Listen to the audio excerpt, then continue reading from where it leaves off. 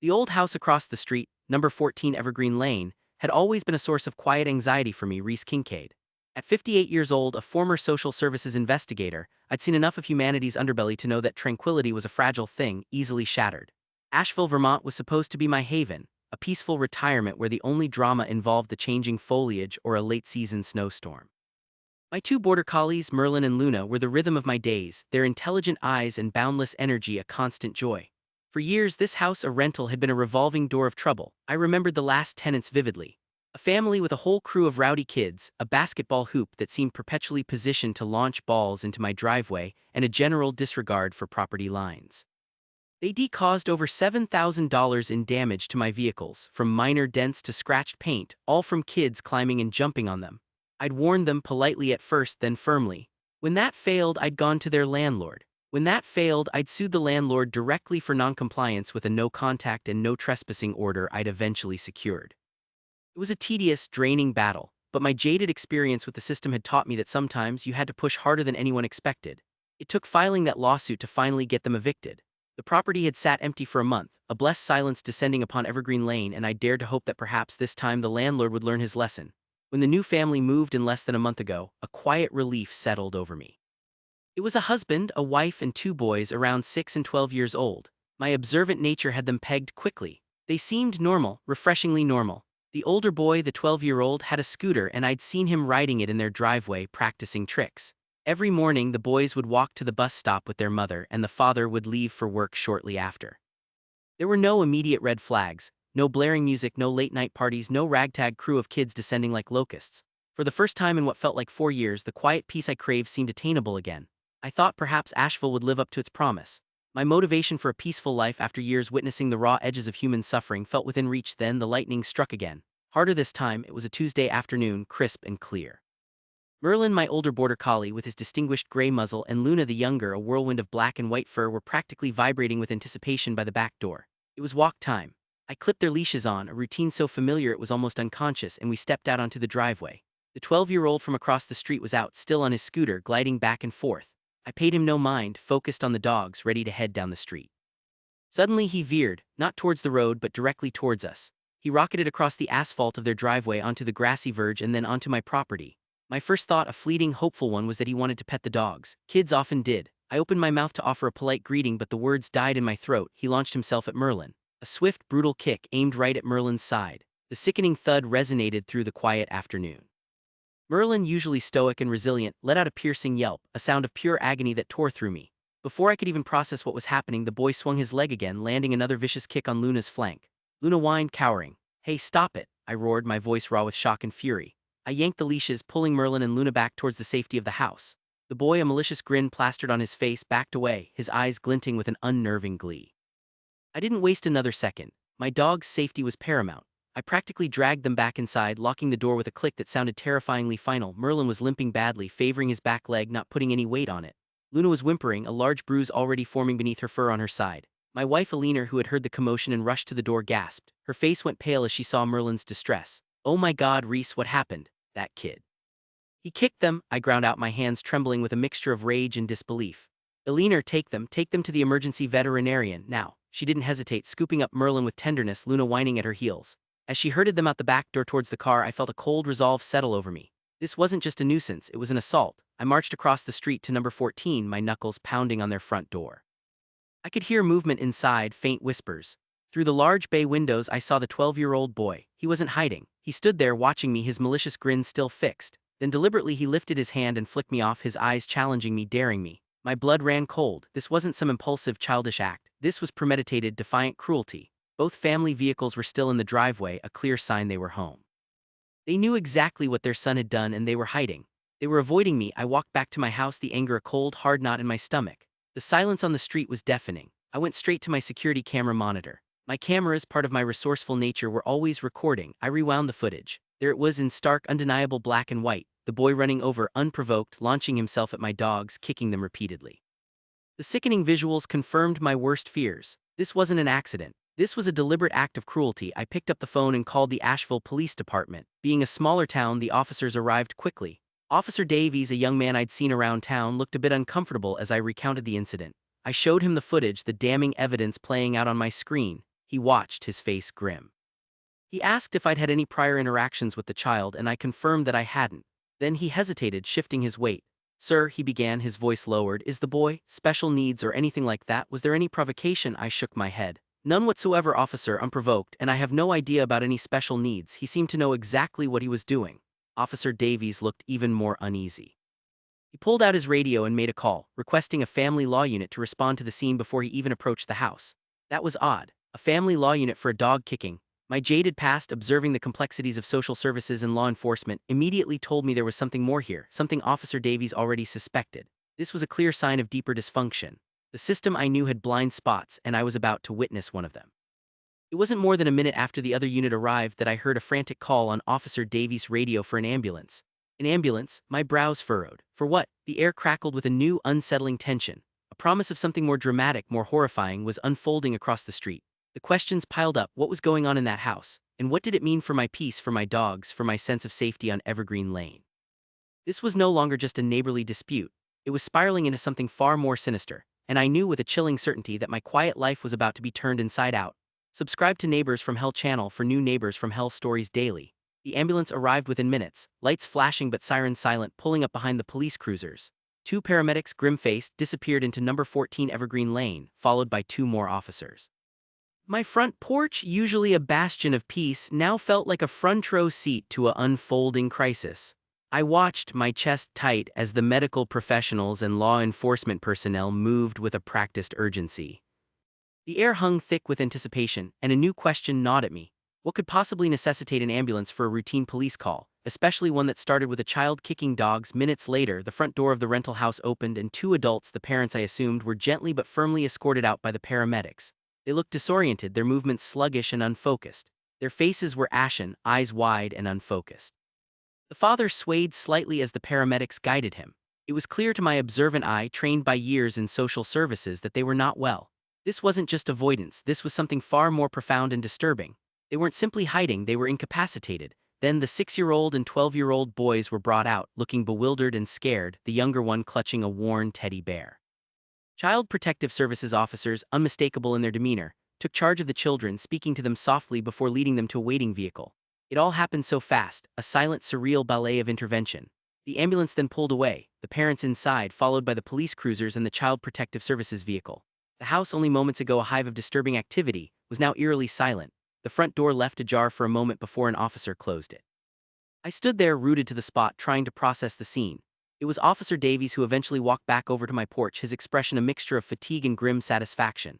"Mr. Kincaid," he began, his voice low, "it turns out both parents were in the bedroom coming down off of heroin. They'd let the kids run wild. Child Protective Services removed the children. The parents have been taken for medical evaluation." Heroin. The word hung in the air, heavy and sickening.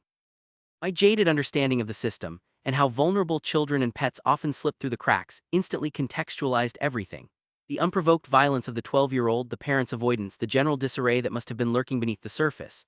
It painted a much darker picture than I had initially imagined. My gut churned. This wasn't just a bad neighbor, this was a dangerous situation, a household teetering on the edge of chaos. My mind immediately shifted back to Merlin and Luna.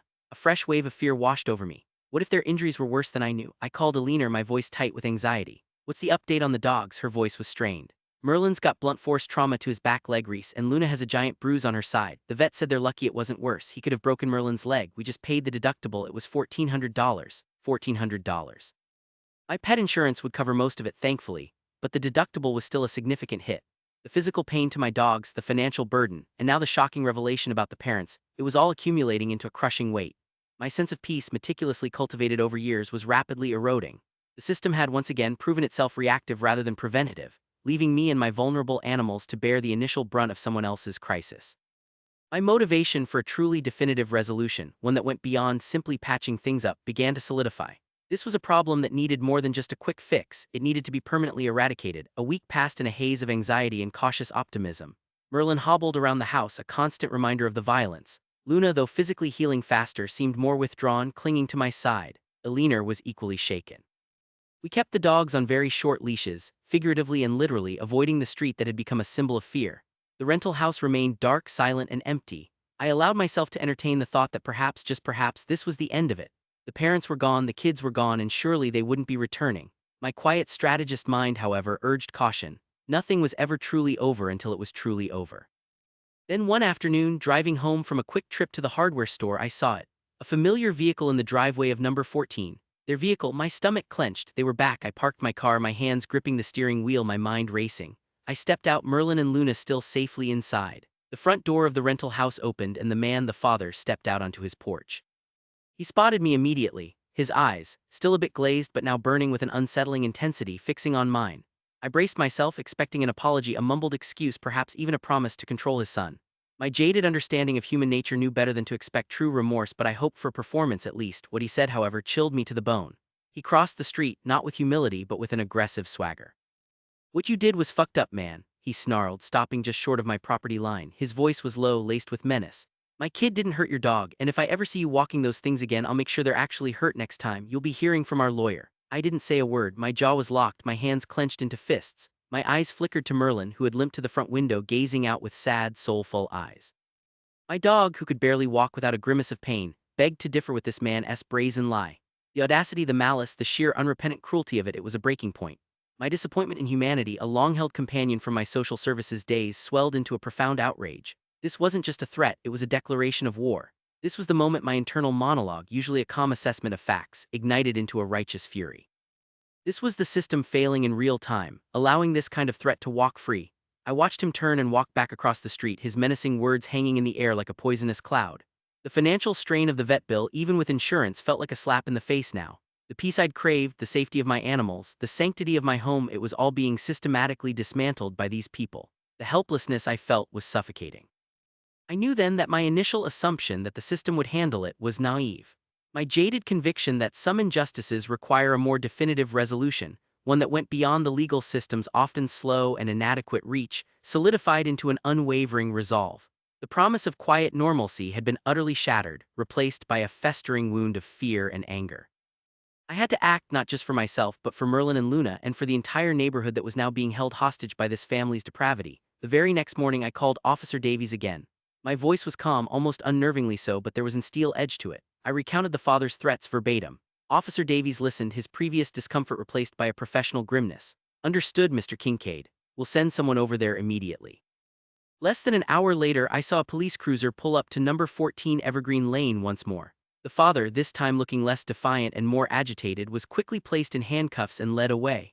Officer Davies, driving by my house a little later, slowed down. "He's been arrested again, Mr. Kincaid, for criminal threats. There's also a civil protection order in place now. And honestly," he added, leaning out the window, "there's a very low possibility he'll be coming back to that address after the way booking went last night. Let's just say he wasn't cooperative." A low possibility. That wasn't good enough. My jaded perspective, honed by years of seeing how legal loopholes and inadequate oversight could allow dangerous individuals to slip through the cracks, kicked in immediately. Low possibility meant it wasn't impossible. It meant he could still come back. It meant the problem wasn't definitively solved.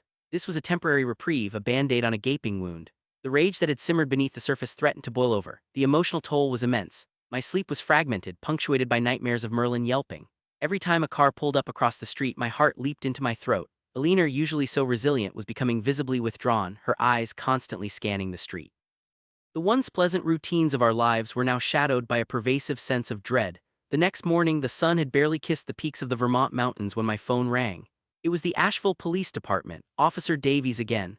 "Mr. Kincaid," he said, his voice carrying a note of weary satisfaction, "I have an update. The woman, the mother, was arrested last night at the police station. Apparently she showed up while her husband was being booked, causing a significant disturbance, and she also assaulted an officer. They're both being arraigned today on the child neglect and drug charges, but they're now also facing criminal threats and assault on an officer charges." A cold, hard satisfaction settled in my chest. Assault on an officer, that was a serious charge. That increased the chances of them being kept away for a long time. What about the kids? I asked, a lingering concern for the two boys, caught in the crossfire of their parents' destructive lives. Officer Davies sighed.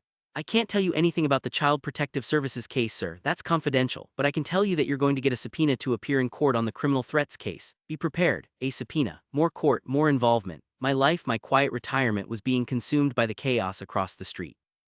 The financial drain wasn't just the vet bill anymore. It was the accumulating cost of my time, the emotional energy expended, the constant vigilance. Every failure of the system to protect me and my property, every new legal hoop I had to jump through, deepened my resolve. My motivation, born from years of seeing vulnerability exploited, was no longer just about peace. It was about ensuring that this particular nexus of pain and danger, that rental house, could never again be a source of hell. This was my rock bottom. I was exhausted, angry, and utterly disillusioned. I knew that even if these two individuals were locked away for a while, the house remained, a loaded gun waiting for the next reckless hand. I had to take control. I had to devise a strategy that went beyond the legal system's piecemeal solutions. Reese Kincaid, the quiet strategist, had to ensure a definitive, permanent end to the cycle of terror across the street. The clock was ticking, and the question was no longer if I would act, but how I would ensure their permanent removal and the lasting peace of my home. Subscribe to Neighbors from Hell channel for new Neighbors from Hell stories daily. The subpoena arrived a few days later, a crisp, official document that felt like a physical weight in my hand. It was for the criminal threats case, specifically naming the father. I stared at the formal language, the bureaucratic jargon, and a wave of profound weariness washed over me. This was the system at work, slow, reactive, requiring my constant participation to patch up problems it failed to prevent. My jaded perspective told me this would be a long, drawn-out process, and even a successful conviction wouldn't guarantee the family wouldn't simply return to Evergreen Lane once their sentences were served, their probation ended, or some technicality set them free. The house across the street remained a perpetual threat, a magnet for dysfunction. My thoughts, usually meticulous and logical, began to spiral. What if they posted bail? What if the charges were reduced? What if, in the labyrinthine world of the justice system, they somehow slipped through the cracks and were back on my doorstep in a matter of months, emboldened by their perceived victory? The fear for Merlin and Luna, for Alina, for my own peace of mind, became a constant, throbbing ache. I found myself checking locks multiple times, scanning the street with a hypervigilance that exhausted me. My motivation for a truly definitive resolution, born from years of witnessing systemic failures, solidified into an almost obsessive quest. I had to eliminate the source of the problem, not just its current symptoms. My quiet strategist mind began to work, untangling the problem from first principles. The core issue wasn't just the family, it was the rental house itself, number 14 Evergreen Lane, a property with a documented history of attracting trouble. I knew the landlord, a Mr. Henderson, from our previous skirmishes. He was a distant figure, more interested in rental income than neighborhood harmony, and certainly not keen on repeated legal battles. I had sued him once, and he'd caved to the pressure of court costs and potential liability. That was my leverage. That was the crack in the system I could exploit. I considered my options. A stricter no trespassing order, more calls to the police. None of these offered permanent peace. The true definitive solution, I realized with a sudden chilling clarity, was to take the property out of Mr. Henderson's hands entirely. But how? I was 58, retired. I wasn't looking to become a property magnate. Then a thought, radical yet perfectly aligned with my resourceful nature, sparked. What if I bought it, not to rent out but to control its destiny, to ensure it could never again be a source of misery? The idea was audacious. It would be a significant financial outlay. But what price could you put on true, lasting peace? My years in social services had taught me that sometimes, the most effective solutions lay outside the conventional box, often requiring personal sacrifice and a willingness to step into the fray where others hesitated. My jadedness regarding official channels made this unconventional path not just appealing but necessary. I began my meticulous planning. First, I needed to gather all my documentation. The police reports from the dog attack, the reports from the criminal threats, the subpoena for my court appearance, the vet bills for Merlin and Luna, even the records from my previous lawsuit against the landlord concerning the prior tenants. I organized everything, creating a comprehensive timeline of the nuisances emanating from number 14 Evergreen Lane. I also looked up property records, assessing its market value, considering what a fair yet appealing offer might be for a landlord tired of headaches. My strategy was simple yet insidious. I wouldn't threaten Mr. Henderson. Instead, I would present him with a solution to his recurring problem, a solution that offered him immediate relief and avoided future liability. I called his real estate agent, feigning casual interest in the property. I wanted to gauge the landlord's desperation, his willingness to part with it. The agent, eager for a sale, hinted at the landlord's frustration with the recent incidents. This confirmed my suspicions. A few days later, armed with my meticulously prepared dossier, I scheduled a meeting with Mr. Henderson. We met at a neutral coffee shop in Asheville, far from the watchful eyes of Evergreen Lane. He looked tired, his face etched with lines of annoyance. He clearly anticipated another complaint, another demand. Mr. Henderson, I began, my voice calm, I'm not here to threaten you, I'm here to offer you a way out of a perpetual problem. I laid out the binder on the table between us. This is a detailed record of the incidents at 14 Evergreen Lane. The police calls, the Child Protective Services involvement, the criminal charges against your current tenants, the threat of more lawsuits against you for nuisance and property damage given the history of the property. He leaned forward, his eyes scanning the documents. I'm aware of the recent issues, Mr. Kincaid. I'm already pursuing eviction. And then what? I asked, my voice still level. Another family, another set of problems. The history of this property, as you well know, suggests a pattern. It attracts trouble, Mr. Henderson.